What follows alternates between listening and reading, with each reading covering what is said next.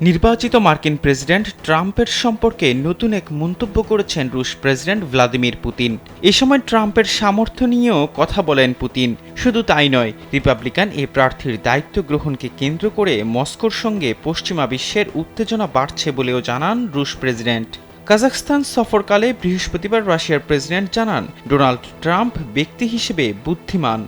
শুধু তাই নয়, নির্বাচিত মার্কিন প্রেসিডেন্ট চলমান বৈশ্বিক সমস্যা সমাধানে সামর্থ্য রাখেন বলেও জানান পুতিন। রুশ প্রেসিডেন্ট মনে করেন ট্রাম্পের অনেক অভিজ্ঞতা রয়েছে।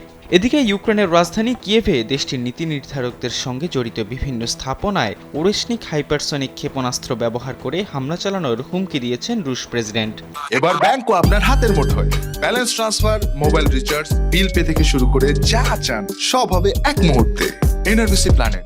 প্রায় ৩ বছরের যুদ্ধে ইউক্রেনের পার্লামেন্ট, প্রেসিডেন্টের কার্যালয় বা মন্ত্রণালয়গুলোয় হামলা চালায়নি রাশিয়া। কিয়েভও আকাশ প্রতিরক্ষা ব্যবস্থা দ্বারা ব্যাপকভাবে সুরক্ষিত। তবে পুতিনের দাবি, রাশিয়ার নতুন হাইপারসনিক ক্ষেপণাস্ত্র ওরেশনিক ভূপাতিত করা অসম্ভব। যদিও এ দাবি নিয়ে পশ্চিমা বিশেষজ্ঞদের সন্দেহ রয়েছে। রুশ প্রেসিডেন্ট বলেন, রুশ প্রতিরক্ষা মন্ত্রণালয় ও জেনারেল স্টাফ বর্তমানে ইউক্রেনের ভূখণ্ডে হামলার লক্ষ্যবস্তু বাছাই করছে।